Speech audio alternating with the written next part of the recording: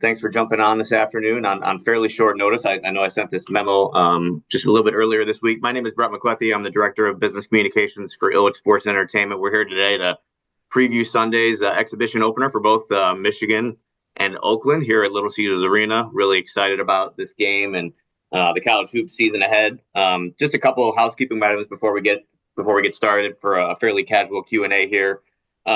This Sunday's game is going to be benefiting Forgotten Harvest, which is a great nonprofit organization here in Metro Detroit. A portion of the proceeds from Sunday's game will benefit Forgotten Harvest, which is a nonprofit food insecurity organization.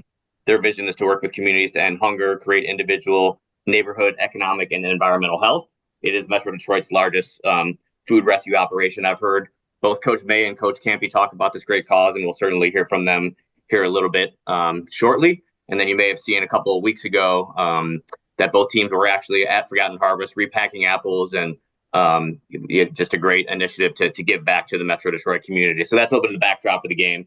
And again, we look forward to talking through some of those details as well. Before we get started, we'll hear from both coaches. As Wyrot mentioned in the chat there, if you guys wouldn't mind just identifying yourself and your affiliation, make sure you're unmuted your line when we open the floor for questions, and then just turn on your camera so both Coach May and Coach Kampe can put a name with a face. So with that, again, appreciate everybody being here. We will start with Coach May. Coach, if you want to just start with an opening statement about the excitement of playing in this game at Little Caesars Arena in front of Michigan alums and about your upcoming season.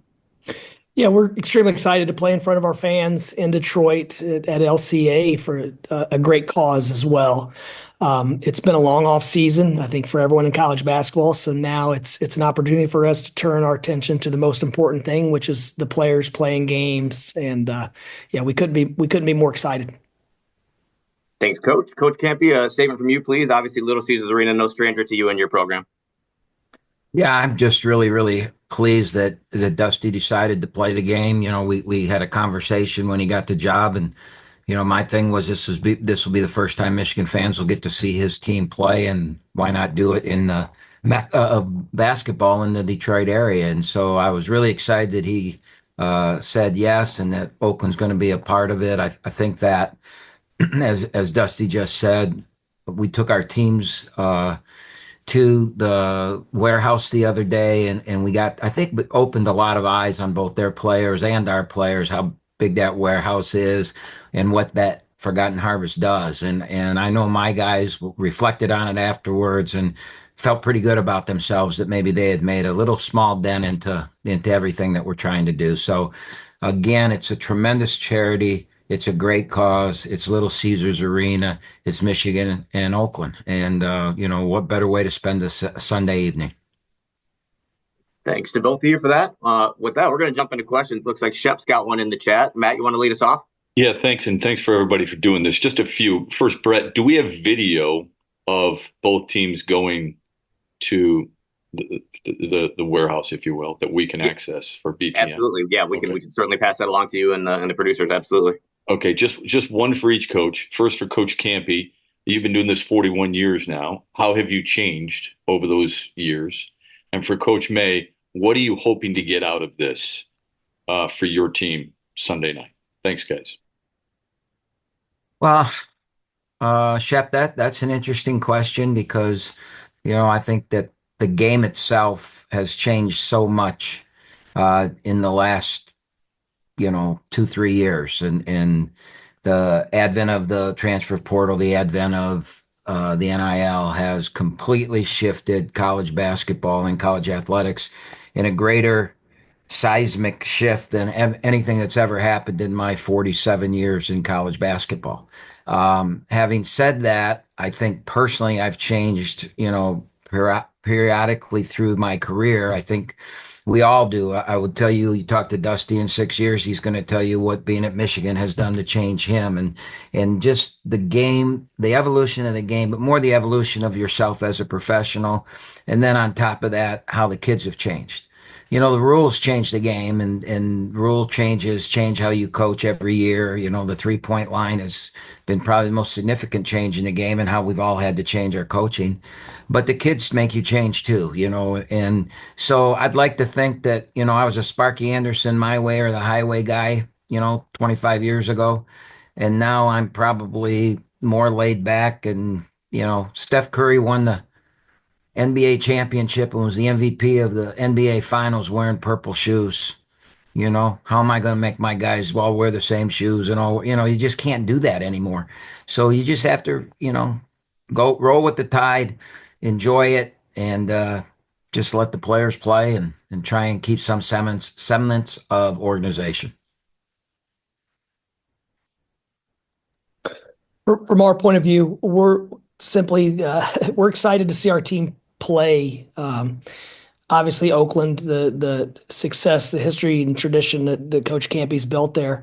They play a different style, which will prepare us for Big Ten play. Some of the teams in our league that play zone, but more than anything else, just the more our guys can play together, the more beneficial it's going to be. We're a work in progress. Haven't had our roster together for practice because of injuries and illnesses and whatnot. So just to see where we are for October, I wish we could have played this a week earlier just to see what the team looks like together. So, we're doing a lot of observation, a lot of learning ourselves now. So there's really no other expectations than to go out and play as hard as we possibly can and develop the on-court chemistry that you need on game nights because, obviously there's a big difference between your performance and the preparation that goes into it. So me personally, I'm just excited to see our guys perform in front of the fans and also to start establishing our identity as a program. Thanks, guys. Andrew Kahn, question for you. Yeah, this is for, I guess, anyone who knows the answer, which is like, how did this game come about? Both the opponents, the fact that it's at LCA, and then the charity component as well. Go ahead, Coach. All right. So the NCAA at the Final Four, the NCAA at the coaches meeting, they proclaimed that they were going to allow Division I institutions to play exhibition games against other NCAA Division I institutions, where you couldn't do that in the past, other than if it's a charity game. So when I heard that, and Dusty had just gotten the job at Michigan, I called him on the phone, and I had this idea to have his first game be at LCA, play Oakland, and we had what we wanted to do with the funds. So Dusty thought that was a great idea. We talked about it. Howard Handler, who is the head of 313 Presents, is a good friend of mine. I had talked to him about it before I called Dusty, so I put Dusty and him together. They discussed the inner workings of it and came up with, yes, we're going to do this. And then we got a blow against it when the NCAA came back and tabled that we could do this. So Dusty actually texted me and said, do you still want to try and get around it? And I said, hell yeah, I do. And we put our minds together and came up with, well, let's do it, but let's do it to a charity. And Howard's the one that came up with the charity. I don't know how that went down with Michigan, but he just called me and told me that this was the charity they'd like to go and what were my thoughts. And well, I'm American Cancer Society and homeless are big in the things that I back, and so it fit what I wanted to do charity wise. Obviously, it must have fit Michigan too, because within a couple of weeks we decided to do it and put all the works together. And Oakland's not getting a thing out of this game. I believe Michigan isn't either. I didn't see their contract, so I would be speaking out of tune because I didn't see it, but I'm guessing they're getting the same thing we're getting, which is nothing. We're doing this as a charity event, and we're doing it for me, we're going to get a chance to play against the University of Michigan, which is one of the biggest names in all of America, all in the world as far as merchandise. I think Michigan sells more merchandise than anybody in the world. So for us to be on the same stage of them was a win for us. And also I think it's cool that, we're going to play against Dusty in his first game. And I want all the best for Michigan. I want Dusty to win every game he ever plays. So, that's just how I am about the state of Michigan. So I think it was a win-win from Oakland's standpoint. From our point of view, every scheduling decision comes down to, is it good for our guys, our players? Is it good for our program? And then is it good for the game of basketball? And I think Coach and I would both love to continue to grow the game in our area, to attract more fans to our universities, to represent our schools. And so it made sense on all fronts. And now with the Big Ten expanding across the country, we didn't want to travel too far. So it made sense on all fronts. And then factor in Oakland's magical run last year, and the first opportunity for us to play in Michigan, to be an LCA, was just unique on all fronts. It's as far as the charitable components, we looked at a few out of Ann Arbor that we're very close with, but it made more sense to go with a group out of Detroit to benefit those in the area we were playing. So, we're, like I said, we're proud. Our guys, there's a great team bonding experience. It was nice to see the Oakland guys at the warehouse. Things like that we're building memories, we're building relationships, we're building connections, and I think things like that, are going to pay dividends later on. But more than anything, there's really no downside to the game. Thanks, I should say the only downside is typically if we would have played a scrimmage, we could have played about 60 or 80 minutes. But with it being a true game, we'll only get to play 40. So that's the only downside. That's right. No running clock on Sunday, right? Let's go to Kellen Voss with Mason Brew.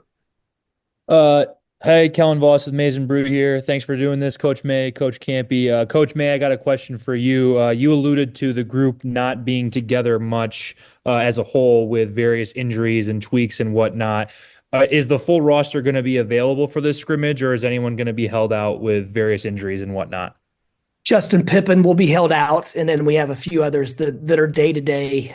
Fortunately, they're all just knick-knack injuries. I think most college players now, it seems like most teams are having these same issues, and because our season's so long, because our most meaningful games are in February, March, and hopefully April, that we're definitely not playing guys through minor injuries, and we'd like for them to get back to being 100%. So I think all of us, we're all works in progress. We have guys we're still trying to learn them and them learn us. So, but yeah, we'll be close to it. Just missing one freshman guard as of today. Thank you. Chuck, circle back to you. Coach May, what has been your strengths and weaknesses of your team early on, and what's impressed you most about the way your team has been able to come together, especially knowing that they're relatively new to one another, and trying to create that bond with you and your staff? I'll start with the latter. They've been very intentional with each other as far as developing relationships, as far as how to communicate with each other, and also just earning each other's trust and by being reliable, by being dependable.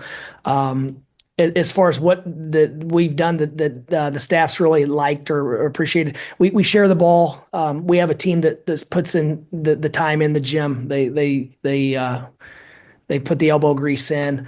As far as the things that are concerning, you never know how well you're going to rebound the ball and take care of it until you see someone else. So I think those are probably the two things that keep a lot of us coaches up at night, just wondering, and until you've done it, you don't know. So, but overall, we've just been pleased with how well our group has worked together.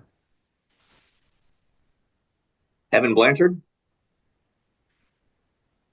Yeah. Hi, coaches. I'm with the Oakland Post. Coach May, I wanted to ask you, with having being in a totally new situation, something that you're not unused to, you've been in this spot before. When you're looking to assemble the roster of all new guys, what sort of things are you looking for, to set, the very first core year at Michigan going forward? Is that as much of a thing that matters anymore with all new guys coming in every year? And also, how does Vlad Golan fit into that with the experience you've had with him? Well, Vlad obviously is an anchor on a lot of fronts for us. He's a hard worker. He's a great teammate. He sacrifices for his teammates literally every day, every possession of the game. He wants to win. He wants to support his guys. As far as the other things, absolutely. Michigan's a place that we learned it from Coach Beeline. He's spoken with us several times, and the theme of all of his messages where you have to get guys that are right for Michigan. And so we have to recruit players that want to be students at Michigan, that want to represent this place and fall in line with the culture here. And so as far as us as a staff, we need to be around guys that are high achievers. They want to be the best they can be. They want to achieve greatness, and they want to chase that every single day on the court, in the classroom. And we really have a growth mindset. Very little what we do is outcome based, and so we have to have guys that want to chase the same things we do, and that's daily improvement. Let's go to Rafael Davis with Big Ten Network. He'll be on the call with Shep on Sunday. Hey, what's up, Coach? How you doing? Hey, Raphael. Hey, just a question about that. Just a quick follow-up. How much does it to mean to you or mean to the program to have Coach Beeline kind of back behind the scenes, kind of talking to the team and being a part of what you guys doing? I think I heard you say like some of those former players are starting to come back and starting to trickle back into the locker room. What's that been like? Well, obviously, they're a great resource for our players and their development, and it ties you to something great when you see the amount of NBA players and Big Ten champions that have walked in the same locker room, have walked down the same halls as you. It's inspiring.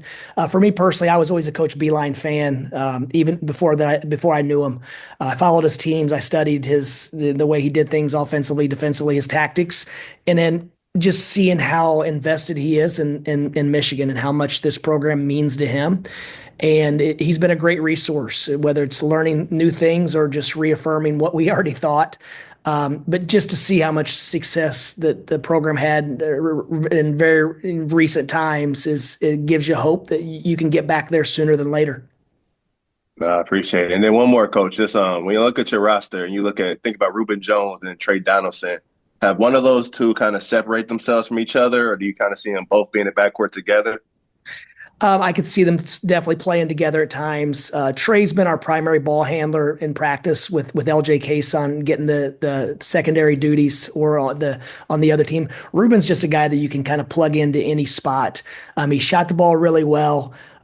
He's had a few minor injuries, so he doesn't have the volume that Trey does right now in practice, which hopefully throughout the season will be very beneficial. But Ruben's just a guy that I think we can plug and play in any situation, big lineups, small lineups, and then he'll be a playmaker.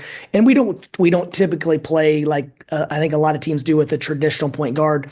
We like to have 3 or 4 different, I guess. And even Danny Wolf he's been a primary handler in our offense. So we like to have multiple guys. The point guard obviously has to get us organized and be the voice on the court. But for the most part, we like to have 3 or 4 guys out there like those two that can dribble, pass, shoot, and make decisions.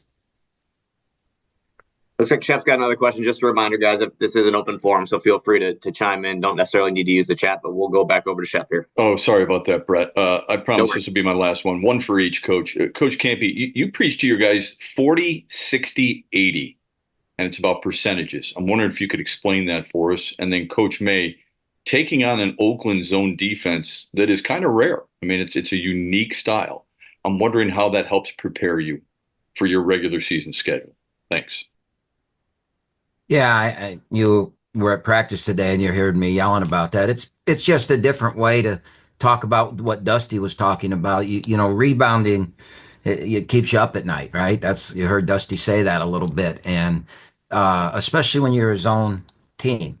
That and what I try to get across to my players is that statistically, analytically, no matter if you're a good defensive team or a bad defensive team, the first shot is about a 40% shot.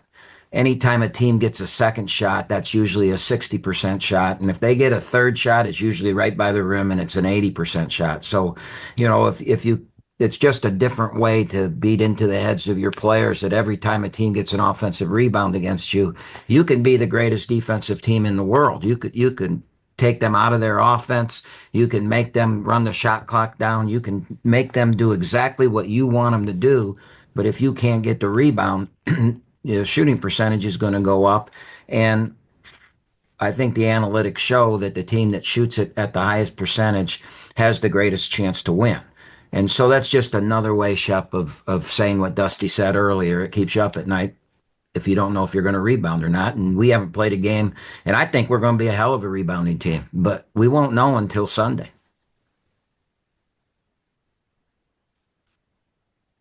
What was the question again? I'm sorry. I was listening, Coach. I was trying to get a few scouting tips. Yeah, that's okay, Coach. I was wondering, with his unique zone, how does that help prepare you for the regular season schedule, do you think? Well, when we've played exhibitions, we've always tried to play teams that are a little bit different than everyone else. And we try to, and if we try to play a little bit differently defensively, if there's a tie, then what do the fewer teams do? That way, our opponents aren't seeing it every day in practice or seeing it regularly in practice. So we thought the zone, obviously, they do a great job of getting you out of rhythm. They're different shots, different spots, different rhythm shots than you're going to get most of your other games. And we're going to see a few other teams. So we did think we'll be able to refer back to some of the lessons we learned in this game later on. And that's why the exhibitions are so important. We don't want to go play ourselves. We could do that in practice. So we want someone that has a contrasting style. And our goal is to be one of the most efficient offenses in the country. And if we don't get second shots, if you don't get second and third shots, then you're not going to be that. No matter how well you shoot it, no matter how well you get in the paint, whatever the case. If you don't offensive rebound and get extra possessions, get more shots, you're not going to be an elite offensive efficiency team. So it's a battle of wills. Hopefully, with our size and our shooting ability, we'll be able to get on the offensive glass and things like that. But like Coach said, you never know until you play the games, and that's why we're so excited to see where we are. All right, thanks, guys. Sorry to bog this up a little bit. No problem, Coach Camp. We appreciate the questions. Any final questions for either Coach Kampe or Coach May? I have one for Coach Kampe. Go for it. Rayfield. Coach, the last couple of seasons, I mean, you guys normally have an all-conference guy. And then when you look at your season from last year, a guy coming back will be DQ. Has he stepped into that leadership role? Is he kind of, you looking at him as your guy this season? That's a hell of a question because we're second all time right now. And I'm bragging a little bit by saying this, but we've had a first team all league player for 18 consecutive years. And the only school that's ever done that more is Gonzaga. So we're kind of proud of that. And our all league preseason thing came out the other day and we didn't have one on the first team. And I was a little surprised that DQ wasn't on the first team just because of our history. And, we're the defending. We won the regular season. We won the tournament and all that. So I was a little surprised by that. Maybe it's motivation for him. But, he averaged 8 a game for us last year on a team that was dominated by, Jack Golke and Trey Townsend. So that's pretty good. And I think he is an all-league level player. I hope I have 2 or 3 that are. Usually if you're going to win a championship, you've got to have 2, 3, or 4 of the best players in the league. It just works that way every year. So, I think DQ is capable of being all-league. I think Alan Matubik is capable of being all-league. I think Baru is capable of being all-league. And then we got a transfer from Cleveland State named Jason Woolridge. And Jason Woodridge, and Woody can really shoot it. And he's going to fit into that Jack Golke role for us. And, Golke was the 6th man of the year for us last year. And Woody might be that too. So I'm excited about our team. I just don't know who's going to be the alpha dog, like Dusty just said, until you've been there with 3 minutes to go. I just hope the game's close so I can see what happens in the last 3 minutes and see who steps forward. Thanks, Coach. Anything else for these guys? I'll jump in here. Griffin Beers from the Horizon Roundtable. For both you guys, Oakland and Michigan State, really good relationship scheduling wise, playing every year and every other year at LCA. Do you guys foresee your 2 programs having a similar kind of relationship in the future? We've actually already discussed it, Griffin. With us, I don't know the longevity of the Jordan Brand Classic and some of these other events, but this is a great gauge for us this first year to see how it goes, to see how well it's supported. But it makes a lot of sense on a lot of fronts from our end. But with the ever-changing college basketball landscape, it's hard to commit right now, but we're definitely intrigued going forward. Yeah, Griffin. You want to add to that?